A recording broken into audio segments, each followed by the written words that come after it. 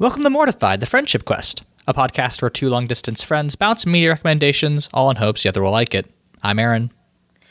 Mortified, the Friendship Quest, spotted, returning to the air! And this week, we talk furry friends and mystery meat with Chicken Police 2, Into the Hive. Before we get horny for all sorts of sexy animals, remember you can help us on Mortified the Legitimacy Quest by subscribing to us on YouTube, iTunes, or Spotify, or following us on Tumblr at MortifiedPod. Leyla. Aaron, I feel like you didn't grok onto my messy pip bit there. Oh, that's who you're doing. Okay. No, I understand. I was like, what are you talking about? I was messy pip. Yeah, very good. Leyla, I said this the last time we covered a Chicken Police game, but it's true. We are so clucking back. We are so clucking back. Yeah, we're in our 6th season of Mortified. Crazy. We've just come off of an hour-long planning session. We think we're going to try to do a loose theme of black and white, and we'll talk about what that means at some point. But we're certainly going to follow that theme with our return to the Chicken Police franchise. Loyal listeners will know that we covered this last year. This was originally a 2019 basically mystery point-and-click mystery game released by the Wild Gentlemen. That's who the developers were. And they just released at the end of last year, 2024, the follow-up to that game, Into the Hive, and we're going to talk about it. But yeah, what are you feeling so far? I mean, when we covered this last year, I think pretty immediately found out there was going to be a sequel, and we were super just so excited about it because, I mean, we'll talk about it. We have thoughts, but I think regardless of this game's flaws, it takes such a swing, and it's so much fun. Yeah, did I think it was a good game? No, but I am glad to have played it. We'll talk about what that means and why, but yeah, it was really fun to return to the world of Clawville, and yes. I think that's definitely a bonus. But I think the first time I went into Zip's cafe and I saw Zip and Uncle Mullen and Marty was there, and not friend of the show Marty, the Rooster Detective Marty. Right. I like that.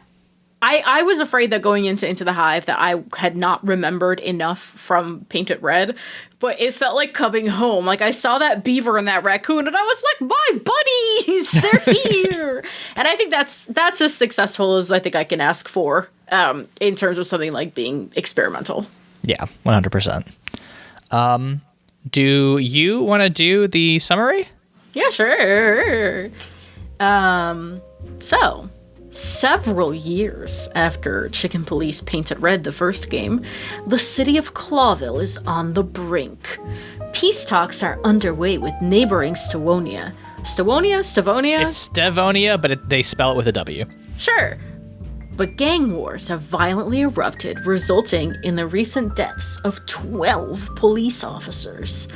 The strongest of these gangs, the Golden Fang, have set up a base of operations in the Hive, an insect ghetto established after the Segregation Act was passed, some 50-ish years before the events of the story. The Golden Fang was only able to become so powerful because Sonny and Marty, the two lead detectives of the legendary Chicken Police, toppled the Wessler crime family in the first game. They've now taken over a meatpacking plant, which produces a new kind of synthetic meat called MEAT, which is apparently very popular. Yeah, I mean, that's the setup. We learn about all of this information in the first, I would say, 30 minutes of the game. Yes. And yeah, I mean, it was very clear to me what was going to happen in the story immediately. But I mean, I don't know. I thought it was a completely fine setup. We'll talk about how they implement the politics, but yeah, I mean, one thing I really like about this series is that it completely buys into its own world building and like like mythos, and sometimes to its own detriment. Sometimes they get caught up in like the politics and like the like history in a way that like they don't show to the viewer very well. But like I do like that they care so much about their world, and they basically never pull back on how much they're bought into their own universe in a way that I think is really, really fun. Yeah. I always go back to Iron Lung, which I think is just like gold standard in a great deal of respects for me. Like I think of Iron Lung as like the apex of a lot of indie gaming. But Iron Lung had a console where you could go and you could prompt it for a bunch of historical information that gave you a lot of context for why you were imprisoned in a blood ocean. But you didn't need it for the experience. And I think I wish that one of the things I noticed right off the bat was just the amount of menus and amount of reading that were updated. And there was always like a yellow dot on my notebook. I wish there had been a better information hierarchy of like, what do you need to know for the story? What's like extra credit to make you feel smarter, and then what is like lore, because they clearly very care about the world, but maybe we don't need to know this like exact thing to get that. I do appreciate that they just called the Segregation Act because like, yeah, absolutely, the bugs are in the hive. Great. Sunny, our main character, is approached one evening by a mysterious praying mantis woman who reports her husband's gone missing after he died. Sunny reluctantly agrees to look into the body's disappearance after the woman suggests his old friend Frank Half-Armed Castellini may have been involved in the case, and then he goes to collect his partner, Marty. However, Marty is drunk and on the verge of actively being thrown out of his house. His stuff is flying out that window. Raining down into the street. He's getting kicked out by his wife, Laura. Sunny gets Marty to sober up, and together they begin investigating around a graveyard in the Hive. There, they find the fragments of a bottle of beer that point to the Last Light, a bar that is also being used as the hideout for the biggest insect gangster in the city, the Spider Queen. Yeah, I mean, any thoughts about this segment? I thought the like assembling the bottle was kind of fun. I thought it was interesting to like be going into the Hive, because in the first game the Hive was like just in the background. You could like see this big tower, and I thought that was like really interesting to be like, oh, okay, here's where all the insects live, and here's kind of what their whole situation is. Any up top thoughts about that? Well, I did really like this. This part was fun for me because first of all, this is also where we go back to the police station for the first time, and we get to see our good friend Monica, arguably the best, if not one of the best characters in this entire world. Monica is really, really angry and just shooting at the shooting range, which was delicious. And then you and I both scored very highly at the shooting range. Congratulations. We both got the achievements. Yes, the beginning of our right-wing pivot is upon us. Oh yeah. Also, we're taking fascist money now. Don't worry about that. Yeah. No, for sure. I liked. So this was part of that like coming home feeling for me of like settling back into this world, being like, okay, yeah. I remember Monica. I remember Blood Boil.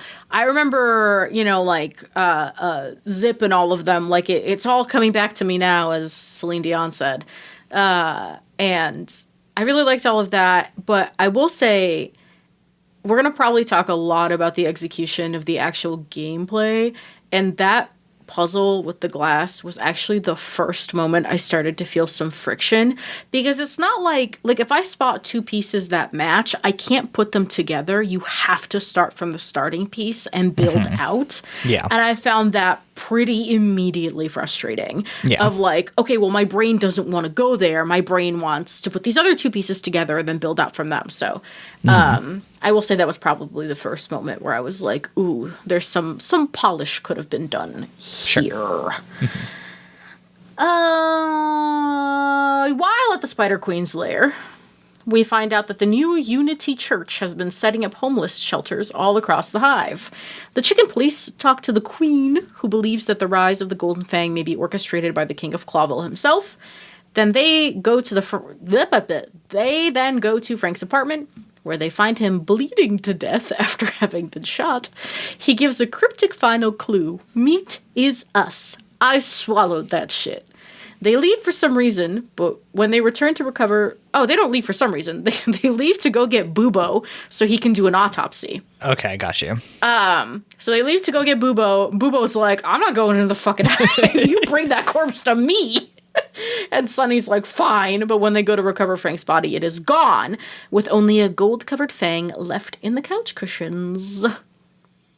Can't believe you forgot my boy Bubo. Listen, I didn't forget Bubo, but like I think it is... it demonstrates some of the like plot contrivances that happen in this story, which like there are a lot, and I'm usually pretty forgiving about them. But having written out this summary, I was like, I don't even remember why, because this is just sort of the thing that happens in the story. Where like something happens, it's like, okay, sure, why not? But yeah, like. I like the Spider Queen. I think she's interesting. Zenaida, I think is her name. Zenaida, yeah. She's really cool. Kept wanting to call her Zendaya. Listen, Zendaya has lived multiple interesting lives. I believe she has the range. Yeah, she has the range. All the insect like thugs are really cool. There's like 2 cockroaches who are just like brothers, and they're like just rude and crude. There's not a slug, but a snail man with a big bat. Oh, is he a slug? Hardshell Hank, baby. Yeah, but slugs don't have shells. I know. I think that was the joke. Oh, okay, sure. Sure. But yeah, like he like has a big shotgun. Actually, I think that's his whole character thing. He's really cool. He's like nobody in the Hive gives a fuck about the chicken police, which is very funny. They're all just like, we do not care that you are cops. We will kill you, and no one's gonna come looking for you because this place is a ghetto. Or like it is occupied by warring crime factions. The police are not gonna help you if you get hurt down here. So fuck off, which is very fun. I like that. Yeah, I mean, I don't know. Like, I thought this segment was pretty effective in like kind of setting up the stakes for the insects and like why people in the Hive were like so disaffected. I do wish that they had focused a little bit more on the new Unity Church here, as that church becomes relevant, like basically central to the plot here at the end. And like meeting Frank, and like did we get a late title drop here when Frank is killed? That's when we get the Into the Hive like trailer like title drop sequence, which I think is really good. It's really well done. It is in this stylized like black and white, with like occasional James Bond like silhouette stuff moving around, which I think is really cool. Yeah, like I liked a lot of this stuff. But yeah, I mean, any thoughts? I agree with you. I love those cockroach muscle men. I think they're very fun. I like their lore. To me is fascinating. They're 2 of 72 brothers. Yeah. Which is just really good. I also love the Queen. I agree with you. I wish there had been some new Unity folks standing outside the last light, like Salvation Army style, right? Like giving out donations, or like right. They're with clothes or whatever. Or, maybe there could have been a moment where maybe they asked Sonny and Marty to contribute, right? Because they're clearly like not animals. And it would add to like, or they're clearly animals, they're not insects. I agree. I wish there had been more of a presence, especially because Zip was like, oh, they're like feeding people and giving stuff out. Like there should have been something of that. But they could have maybe had a little bit of like a pantry outside the last light. Like there's a lot of options. Yeah. But I want to talk about Bart Ender. Okay, sure. International Man of Mystery Bart Ender. That name never gets. Sonny and Marty just take that. Yeah, they're like, sure, his name is Bartender. The bartender's name is Bart Ender. That's fine. Anyway, we got to interrogate some people. He literally says he used to do military intelligence, and they're like, sure. Whatever. We don't give a fuck. So I just want to bring up Bart Ender now because he did haunt me for the rest of this game, and I will have a bone to pick later with some gameplay that should have involved him but didn't. Anyway, Chief I don't talk about like the side plot in the summary, the pianist, if you want to talk about him in the minigame, if that's what you're referring to. It's not the pianist. Okay. It's the stuff with Lewis. Okay, fair enough. Carry on. Yeah, the decoding. Okay, so Chief Bloodboil has the two boys act as security for a famous actor, Cassidy Lupus, who has been receiving death threats because Chief Bloodboil has to rub elbows with the king and all his people to get funding for the police department. He hates doing it, but has to. Cassidy Lupus was being pressured into starring in a commercial for MEAT, but declined because he's too much of an artiste, you know. But now he's being blackmailed by someone with pictures of him boning the woman who writes the chicken police pulp novels because he has a fetish for cats. The chickens have to go to this premiere of his next movie and protect him. They also find out there that they're rivals at the department, a fox named Moses and a cat named Plato. Love Moses and Plato. They're great. Have some sort of secret mission directly from the king. Ooh.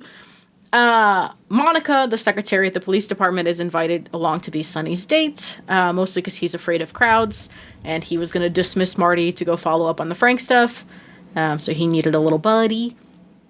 Oh my god, at the premiere, so many things happen at this premiere. They meet King Hector III, as well as his new advisor, Lady Kayla, which, what a name. She is also the head of the New Unity Church that we just mentioned. There's an interrogation with Kayla, but not much comes of it, besides the fact that she's probably going to marry the king soon. While talking to the party guests, Cassidy, the wolf that's being guarded, reveals that Monica used to be a showgirl known as the Velvet Queen and was formerly his father's mistress. After the movie premiere, the chicken police learn that Cassidy's double has been murdered at the movie studio. And while investigating his body, they find a music box with a secret insect code inside, a clue left by the murderers. Before they leave, Marty says that Sonny needs to come over to his apartment for dinner the next night because Laura, his wife, needs to talk to him. Okay, so just really quickly, a lot of names just happened. Yeah, Sonny, this is a completely stuffed chapter. Yeah. Sonny and Marty, the chicken cops, they come back from the Hive. They have to... As they re-enter the police department, Bloodboil, their boss, is like, hey, you gotta protect this sassy wolf. And they go to this sassy wolf, and they're like, hey, someone's blackmailing me. And they're like, with what? He's like, pictures of me boning a kitty cat, even though I'm married to a hot rabbit. And the hot rabbit apparently knows he has a fetish for cats, and she's trying to deal with it. Girl, dump him. You're hot. Do better. So they have to go to this movie premiere, and the wolf and his hot wife are there. The author and the director are there. The king and Lady Kayla are there, and then our gang also is there. Bloodboil, Sonny, Marty, Monica. They have to leave the premiere of this shitty movie to go to the set where the movie was shot because, as a warning shot, whoever was threatening Cassidy Lupus, that's his name, yes, Cassidy Lupus, killed his body double instead. And left some fun clues for the chicken police, which is the bug code. You mentioned in the summary that you did not get much out of interrogating her. I think you and I both experienced some friction with the interrogation. How did your interrogating of Lady Kayla go? I mean, like, I think at that point I had done 2 interrogations. One was with the Mantis lady, and the second one was with the queen, and I was like, I got like 1 and 2 stars with both of those, and I was like, I don't know what's happening. And I think at this point I just started using the guide, which has a points breakdown and tells you exactly how you can get like the 5-star interrogation on this. But like basically it's broken down into like a good cop, neutral cop, and bad cop score, and it moves you up and down a scale. And like if you max out your points on whatever side of the scale, you get a certain, point value at the end, but that is not made clear at all. And all the responses are also not super clear either. And like, if you just end up asking questions that you think are interesting or relevant, that usually doesn't play out. So I just followed the guide and I was like, this kind of stinks. I wish I was able just to have a conversation with her instead of follow this, this guide, but I think the interrogation scenes like are a very weak mechanic here. Yeah, I feel like I've never gotten a 4-star in interrogation. I only ever get 0 or 3. I've never gotten 5 either. But it's just one of those things where you get a little bit of guidance in the beginning of the interrogation that is like Sonny's assessment of the situation. And I always try to play to that assessment, but whenever I do that, I get 0 stars. Right. So there's just something missing. And I think this is going to feed into what my kind of larger gripe about this game mechanically is, which is that whenever I'm trying to pay really close attention, it's a mystery, right? It's a murder mystery. Whenever I try to pay really close attention to the details, or I try to pay really close attention to what's being said, or like notes or observations, or like take note of things, and then I try to play to those things, I'm either blocked mechanically. For example, like a location is cut off, or a prop leaves my inventory, or something like that. Or I am then being told that I just did a 0-star interrogation and I don't know what I did wrong because there's just not enough feedback.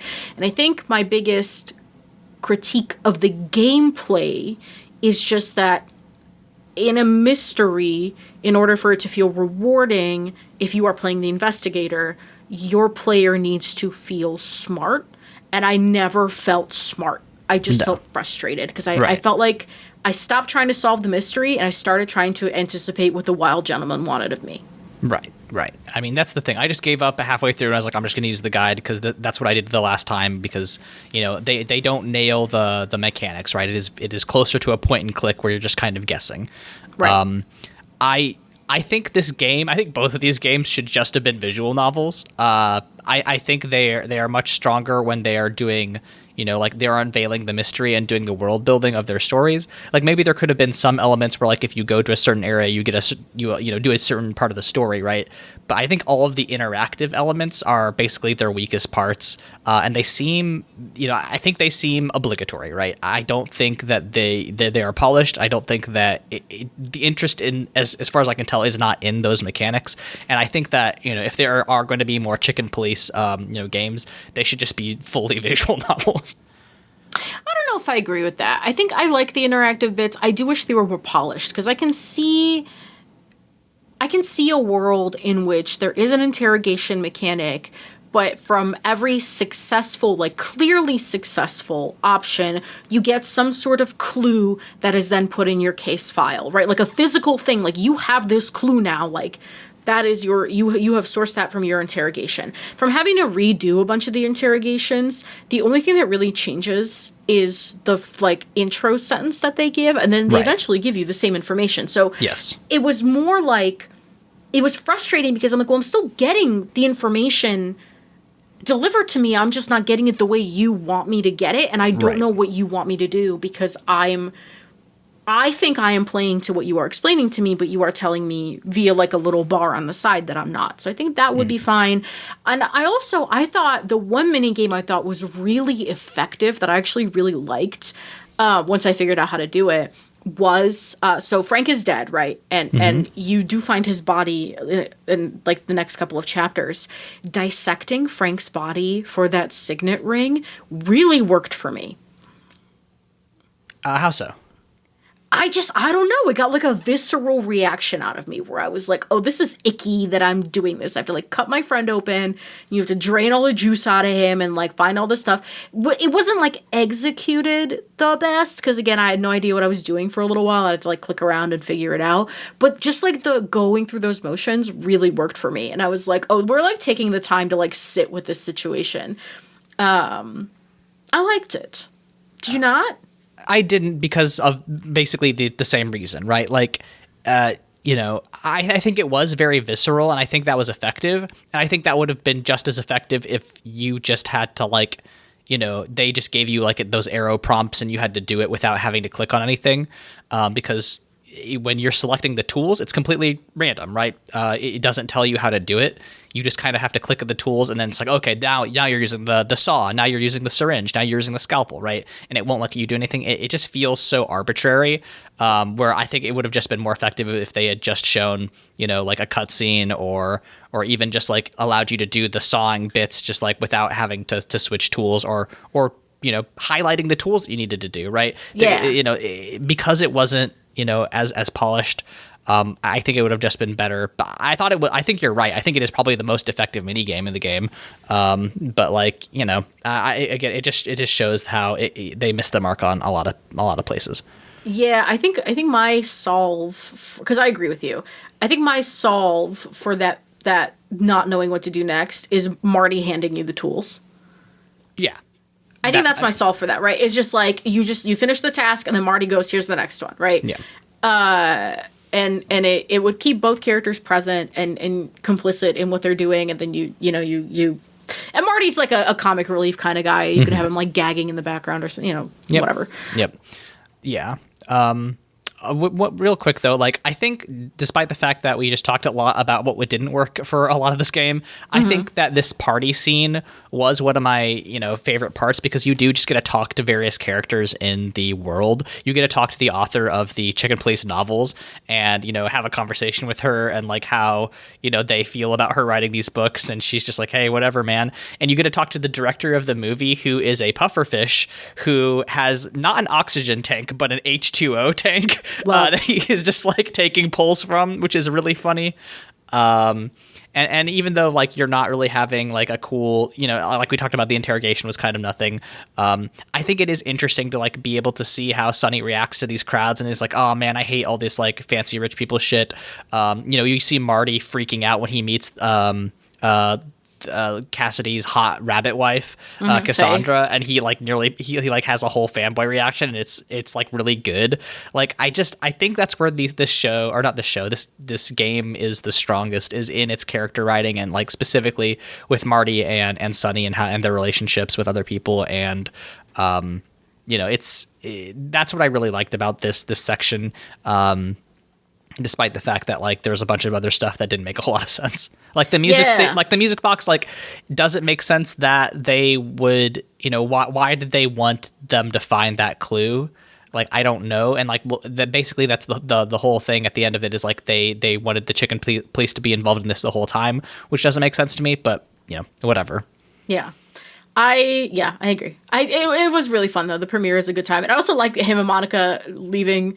And both of them being like, well, that movie fucking sucks. Yeah.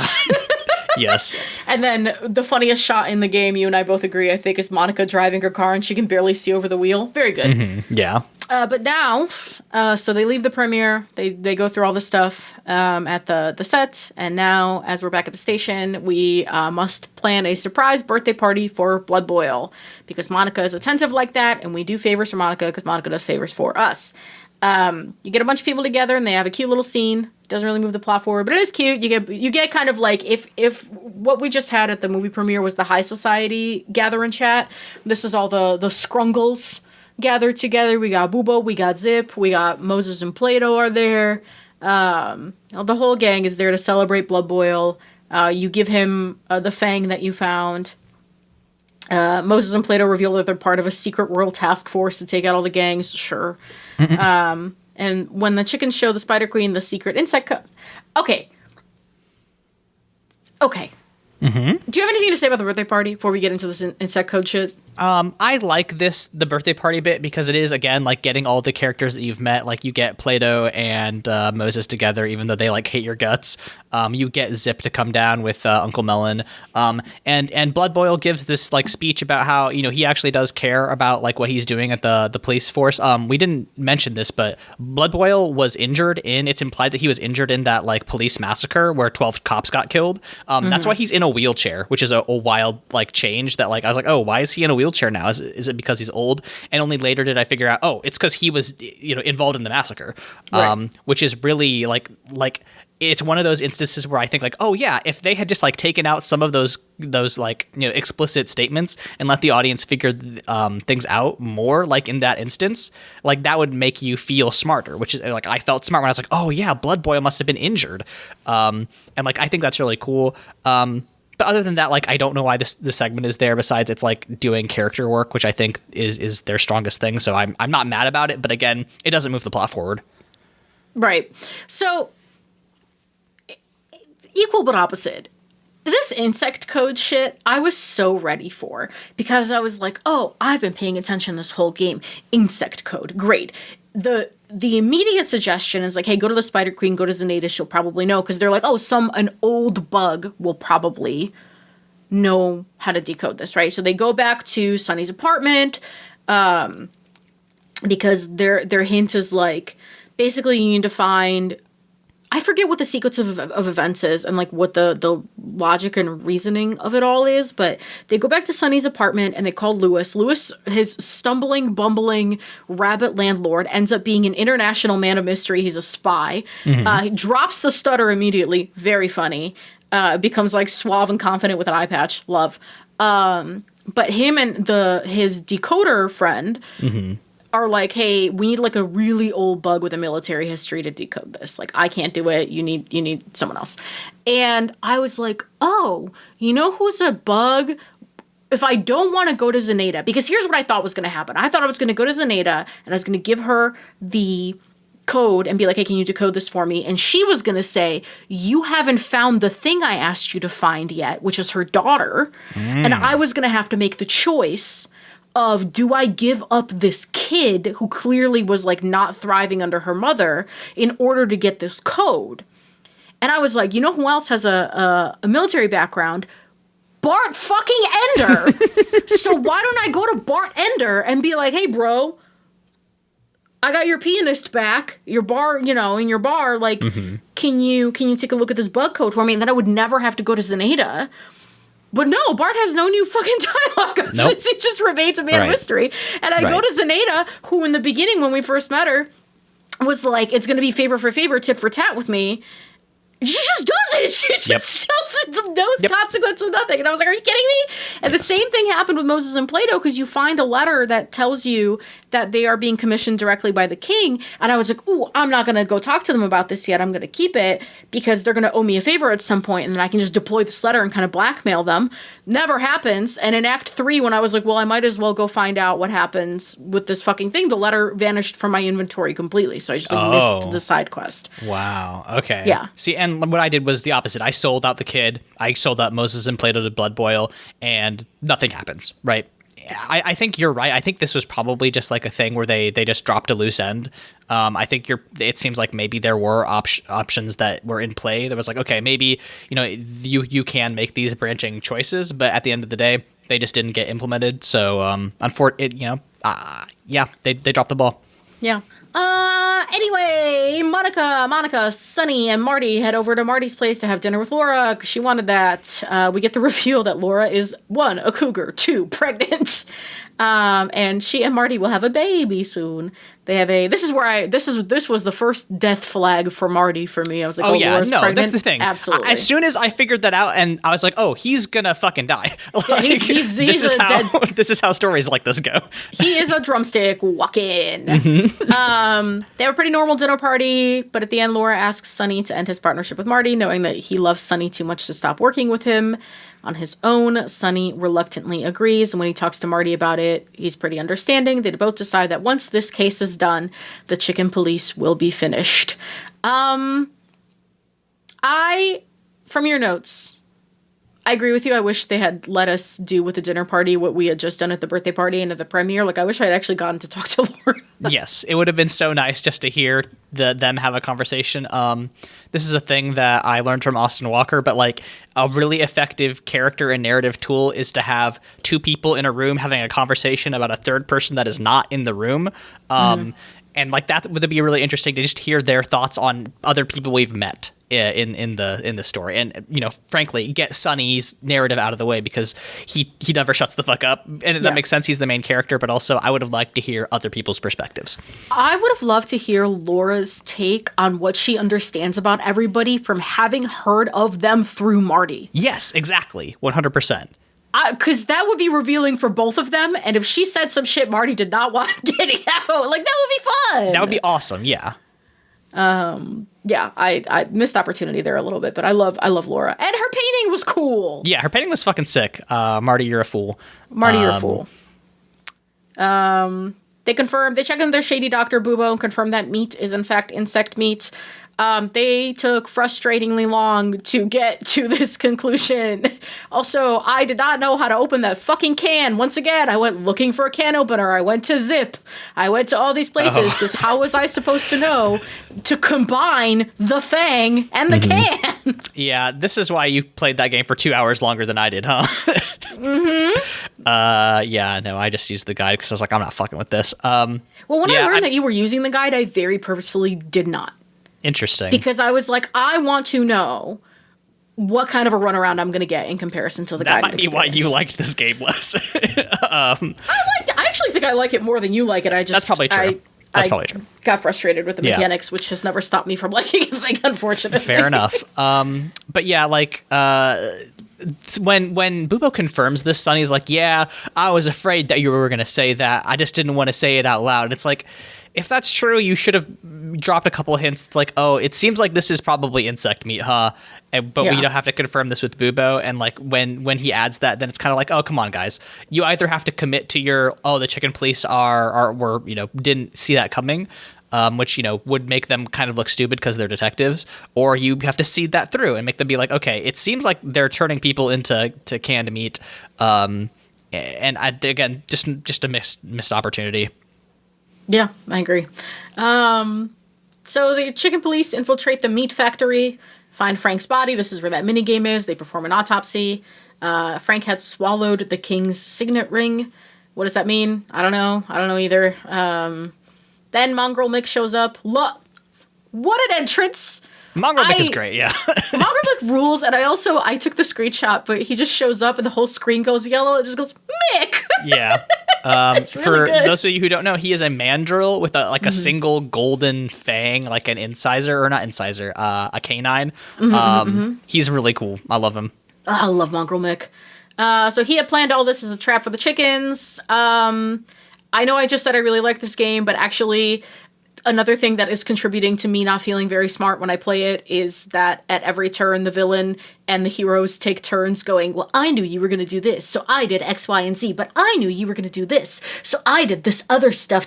It's Death Note all over. I was going to say, I thought you liked Death Note. But like... I like the novels. Yeah, like it's... Yeah, I don't know. I think it's weird. I think it's weird that this is the thing.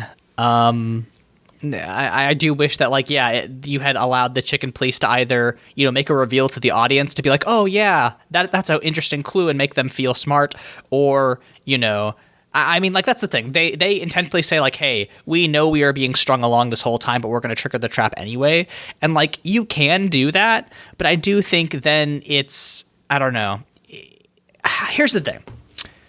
In order to prep for this conversation, I watched several noir movies, including the 1973 The Long Goodbye. And in that movie is basically just vibes. Like there's like a suggestion of a plot, which like is fine, but like a lot of it is just like, here's the noir pastiche that you're here for. Here's a bunch of wild detective shit, and like, I kind of think that's what CP2 is going for here, right? Which is like, the plot isn't really why you're here. You're here for the noir mode. Did you play this game on noir mode, by the way? Absolutely. Yeah, that's fucking right. That's the way it's meant to be played. Come on. Colors for pussy. That's right.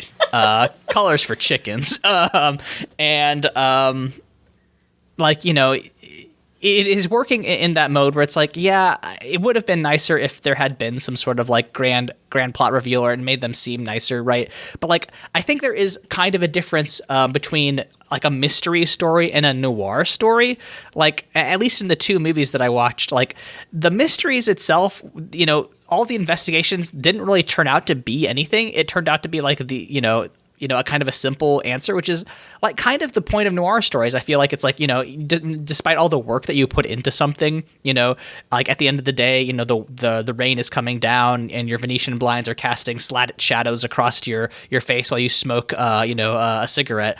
And like the world is kind of a grim place where people betray each other. Right. And like, that's, I'm willing to forgive this, but even though I don't like the fact that they did this, like, oh, we were ahead of you the whole time, because like I do think it fits in the pastiche of like, sometimes you just gotta step into the jaws of death. Guillermo del Toro has a quote about noir that I really like, where he separates the pastiche of noir from what noir is. And noir is about, I think he says it's about like cynicism. It's not about the Venetian blinds. It's not about the cigarettes, right? It is cynicism and a level of like hopelessness and darkness. I forget what specifically he says, so I might be misquoting, but sure. I think you're not wrong. I think this game just needs to pick what it is. Are you a pastiche of noir? Are you vibes? Or are you a murder mystery? And I think it's not making that choice right now. I mean, here's the thing. We didn't talk about this, but this game also breaks the fourth wall a ton. Oh. Specifically, Marty is just kind of like, oh, it's always like some sort of game that we're just like characters in. And like, there's a point where they're in the police department where they like say something that they both know out loud about like a surfboard and a crime that happened with the surfboard. And then they barrel the camera, although they're always barreling the camera because they're chickens. But like, they're like, I just feel like we're being watched. And it's like, okay, I know you're making a joke, but like, I feel like the whole point of noir is that genre is completely bought into its own shit. And like, when you undercut it like that, it really hurts. It really hurts kind of what you're going for. So yes, I think that they are trying to do too many things at once. Yes. So smaller, do less. Mm-hmm. Is our big critique.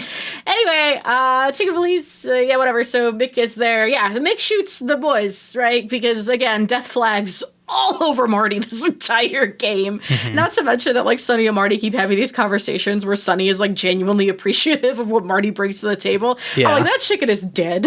Yeah. Like, you can't tell me he isn't. Yeah. I think I was very frustrated by the fact that like here Sonny is pushed away. Marty jumps in front of the bullets for him, but like Marty was armed when they went in. Famously with a shotgun. Yeah, with his shotgun, his Bertha. Sonny also probably armed at this point. And like, it doesn't make sense that Mick wouldn't kill Sonny. Like, unless he's just kind of being a jerk, which like, I wish he would have said that then. Like, I'm going to leave you alive because of whatever reasons. I would have criticized that choice too. But like, it is very silly that they're just like, well, he's going to shoot one of them and then just drive away. It is very silly in the shooting minigame to give me a choice for the kind of gun Sonny will use and to not ever have that come back. Nope. Not at all. Yeah, weird. Anyway, after Marty's injuries, Sonny seriously considers leaving Clawville for a while at the train station. Hold on. There's a flashback in between these things. That's right. Is fucking bonkers. a lot of cracked eggs in that flashback. Yeah, what's going on with this flashback? Did you have any read on this? Okay. No. All right. No clue. I'm glad. It basically it's just like their first case together, and they walk into like an orphanage, and it's suggested that one of the orphans that was there was Kayla, who is the advisor, but like that it never comes up again. Never again. We just kind of see a lot of the visual of cracked eggs on the ground, which is funny but fucked up. Right. It's deeply fucked up because they're like, oh my god, all these eggs. It's like it's eggs. But also this game made me crave two things: eggs easy over, and fried chicken. And I got KFC yesterday. You're sick. I am. You're a sick bird, Mamedova. I am. Caw. Anyway, this is the year of the bird flu also. Watch out for me being sad here in the next year. Oh, Jesus Christ, yes.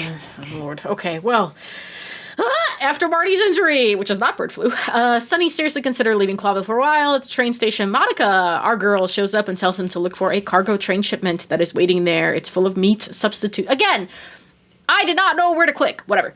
Heading for Stavonia as a charitable aid. If the meat story blew up, this would torpedo peace talks between the two countries and send them spiraling towards war. Sonny assembles a team to try and stop Lady Kayla's plan, which is apparently to cause both an external and civil war in Clawville. Part of this plan is to cause a riot in the Hive. Vibes. Sure, whatever. Again, I don't care about any of this. No, I care not at all. about bring back Mick. Mick is fun. Yeah, Mick's cool. Mick. Yeah, but Mick does not show up for the rest of the game, unfortunately. And presumably that's because he'll show up in the third game, which... Please. Because Marty dies here at the end, spoilers, I guess. I don't know if they're going to do that, because I don't know how this game works if Marty's dead. Monica, yeah, but like, I don't know. Marty's the heart. We'll see. Monica's cool. I love Monica, but Monica's not Marty. We'll talk about it. We'll get there. Okay, together, Monica and Sonny infiltrate a cool cathedral-looking place because the king's wedding is today. They confront Lady Kayla and find out her motivation is to become the strong unifier of Clawville from the ashes of war. She's an absolutist. She thinks she's an accelerationist. Sorry, she wants to accelerate disaster and then be the phoenix from the ashes. Sonny thinks she's mostly motivated by her orphan past, but whatever. In the final moments, Sonny is unable to kill Kayla, but Monica grabs that fucking gun and shoots her as she should. What a good moment. Yeah, that's good. Everybody gathers at the cathedral to be like, you did it. Sunny rushes to meet Marty, who is about to have a quote-unquote life-saving operation. They talk about all the good times they had and how much they love each other. Death flag, death flag, death flag. Marty says out loud, I'm not going to survive this, am I? He does not. Sunny quits the force and starts his own PI service, Featherland and McChicken, with Monica's help. The two of them plan to take a long vacation and travel the world, leaving one case on his desk for when they come back. Marty also has a desk at the office. You liked this death. Yes. Why? Because they foreshadowed it, right? I know it's not earned. Like, to be clear, like, I think it's kind of silly that they're like, and then Marty sadly died of his wounds. It's like, yeah, okay, sure, whatever. Like, if they had maybe worked on made that character moment stronger, I think I would have liked it more. But like, because this is kind of how noir stories go, like you said, like cynicism is at the heart of them. Like, yeah, it actually makes complete sense that, you know, something would happen. You know, I just watched the Maltese Falcon, earlier today. Love. And that movie ends with the titular Maltese Falcon being a fake, right? And the PI, what's his name, Sam Spade, at the end when they're like, oh, hey, what's that? And he's like holding the Falcon. He's like, this is the stuff that dreams are made of, which is to say lead and like false hopes that get a bunch of people killed. And like, I think that cynicism does work with what they're trying to achieve here. Like, do I wish that they had given, you know, Marty a more, you know, a death that they had set up better? Yes. But at the end of the day, I also think that like sometimes weird, bad shit happens. Like, similarly in The Long Goodbye, like the way that story resolves is that like the guy who was like looking for his friend and like who had been protecting his friend the whole movie, his friend was actually just a huge jerk. And like he sucks. And like, I think that's really at the heart of this genre, which is why I'm willing to allow it, and I think it's fine. And also, like, that's the thing, like, you know, a guy who loses his partner, that's also a part of Maltese Falcon. That's what happens in Maltese Falcon. So, like, I think it works with the genre, even if I don't think the execution is stellar. Yeah, I think I live in a world where I think Game of Thrones is the Red Wedding, is the 9/11 of modern media.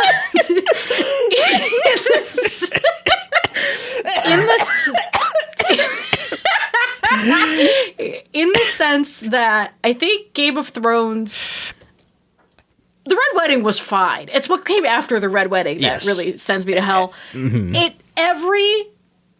Every creator after Game of Thrones and its senseless, constant murder of its characters was like, ooh, I need to spice things up. Time for death. And I'm like, but what do you, if a character is a means by which you tell your story, right? A character is a device. They're not real people. What is the device of Marty McChicken doing by dying? Like, what function is it fulfilling? And it's weird because, again, as you said, Marty, heart of the story. It is weird to say the heart of the story doesn't survive, but Sunny and Monica go on vacation. Like, it's weird. It is a weird, weird thing. And I think now when I see deaths in media, I'm so hard on them. Like, it is really hard for me to, like, take a death and be like, yeah, this worked for me. But I'm not fully lost, because I watched Nosferatu the other day, and every fucking death in that movie worked for me. Every single death in that movie, I was like, yes, kill more of them. It was great. So I think it has to be executed right. And the execution here just boggled the mind. Again, I do like that he has his own desk at the PI firm. That was sweet. It's a nice touch. Do you have any other thoughts on, I guess, the death here, or any other deaths, or anything about Chicken Police Into the Hive? I mean, here's the thing. We are pretty hard on this game. I don't think we were unfairly hard on this game. But that said, I'm still glad I paid $20 for this game. Like, I wouldn't recommend everybody, pay full price for this, because, it's a little steep for a game that doesn't work a lot of the time.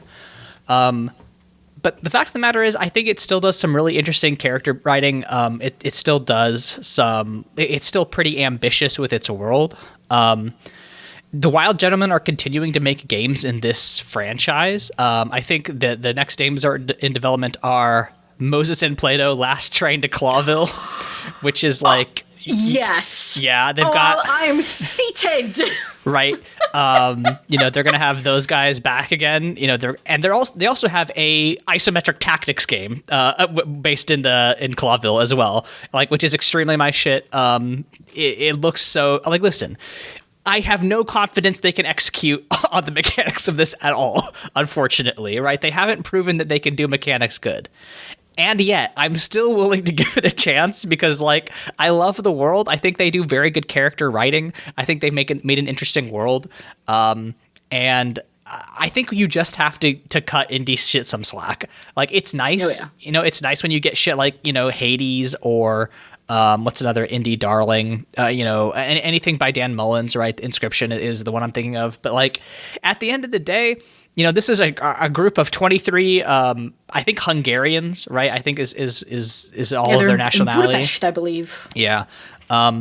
Who are trying to make it in a market that is very difficult and have found success, with kind of a silly premise that they take completely seriously. Mm-hmm. Listen, I'm a fucking indie RPG enthusiast. I've read tons of games, many of which, I didn't find interesting, but like, I still think are valuable for existing. And, we just have to fucking back indie artists because at the end of the day, they're going to be doing stuff that's just more experimental and, taking bigger swings. And even if they don't always land, I still think it matters that people make shit. So like, I'm happy with what this game did. Yeah, I'm right there with you. We were a little bit hard on it, but like at the end of the day, I still blew through this in 8 hours, and I had fun. It was great. I got some good laughs. I loved the chemistry between all the various mammals and birds. I thought they were all having fun. There were twists that made me laugh. Like it was engaging. And I think on this podcast, we've talked about this before, it's always worth mentioning. We like things that we can chew on, and this gave us something to chew on. Because it is really hard to talk about something that we both thought was really good, and we don't like talking about things we think are really bad, because it's not fun to do that. There's plenty of other creators who are happy Except to just... for the woke mob. We love to shit on the woke mob. That's true. And if you spend $150 a month in buying our supplements, we'll shit on the woke mob all day. And we promise it's just vitamin D, which we all need. Mm-hmm. Right about now. But it takes a swing. I love the world. I love the characters. It's so much. And like, I'm fine with flaws in execution when it's an 8-hour game and the team continues to grow and like experiment and play around. I want to fund your playing around. I am happy to give you $20 to play around because I'm having fun playing with you and engaging with you. But that engagement does come with critique. You know what I mean? Like, part of me earnestly engaging in like a good faith, committed way and being like, yeah, I would easily say I am a fan of this studio's work, but that comes with me saying, here's what I think you could do better. Kind of like me spending every week for the last 3 months saying, hey, Sabres, where's your defense? Even though I love my hometown boys, Rasmus Dahlin, I'm looking at you, King. You can do it. I believe in you. Rally them. But that comes with having the 4th worst team in the league. In that vein, this isn't really a marketing minute, but just like, should we make a visual novel this year? Yeah, buddy. I've been trying to. Yeah. Okay.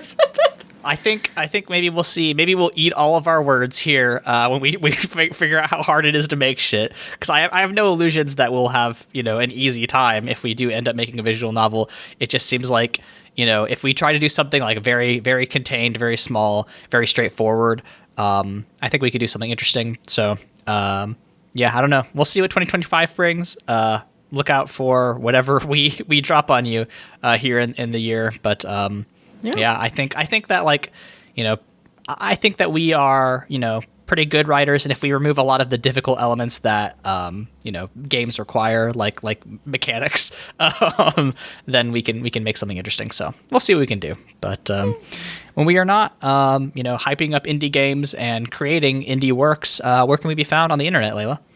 Find me at LEYLSCS on Twitter. Nope. Blue Sky. I haven't been on Twitter in over a year. Blue Sky and Tumblr. I am just coming back from winter vacation. I am playing through Final Fantasies 7 through 9 in reverse order. I'm on 7 now, so it's the last in the 3. So watch out for my case study on the visuals in those games, because I love a clever problem solve. And I will also be doing a case study on the character acting in Lies of P after that. Waiting for that DLC to drop. And honestly, like, I know we probably have lost everybody in the outro here, but just as like a... Because I do kind of feel bad for how hard I've been at this game. The Final Fantasy is largely regarded as like the greatest games in like gaming history, like definitely like top of ranked lists. They are also hard to play and difficult. Like I cannot get through them with a guide. So they're janky as shit. Chicken Police, you are in good company, right? Sure. I just want to be clear there. Aaron, what about you? You can find me on Blue Sky at AA Voigt, on Tumblr at Monster Factory Fanfic, and on YouTube at AA Voigt, where I make video essays about tabletop RPGs. My main site is aavoigt.com. Our theme song is Obsolete by Keshco from the album Filmmaker's Reference Kit Volume 2. You can find more of their music at keshco.bandcamp.com. Leyla, how should we say goodbye to Clawville? Well, Aaron, Prosecutor Hamtaro did what he did for a reason. We'll see you all next time.